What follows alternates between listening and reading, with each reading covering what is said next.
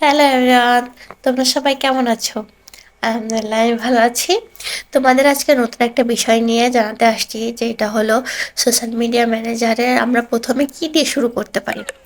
অনেকের প্রশ্ন জাগে যে আমরা কি দিয়ে শুরু করব। তাই জন্য বলতেছি স্ট্র্যাটেজি অ্যান্ড প্ল্যানিংয়ের মাধ্যমে আমরা শুরু করতে পারি।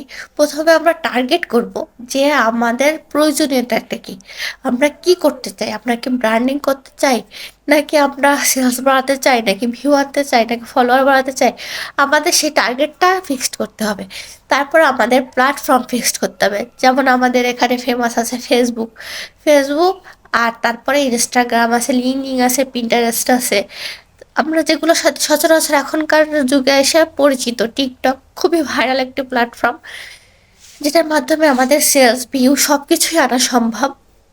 তার জন্য বলি যে অবশ্যই তোমরা টার্গেটটা করবা কি প্ল্যাটফর্মে করতে চাও। আর হলো অবশেষে মাঝখানে আরও একটা আছে, যে তোমরা অন উইকের শিডিউল অবশ্যই মেনটেন করে রাখবা।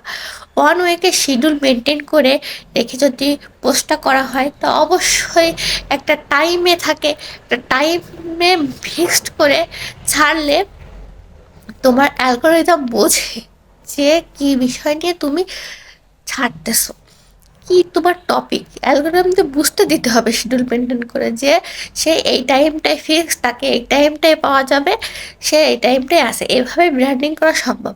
আর অবশেষে লাস্টে তোমার খুবই ইম্পর্টেন্ট, তুমি যে টপিকটার পরে কাজ করতেছো সেই টপিকের পরে অবশ্যই তোমার খেয়াল রাখতে হবে যে সেই টপিকটা সিলেক্ট করতে হবে। তারপর সেই টপিকের উপরে হ্যাশট্যাগটা রিসার্চ করতে হবে।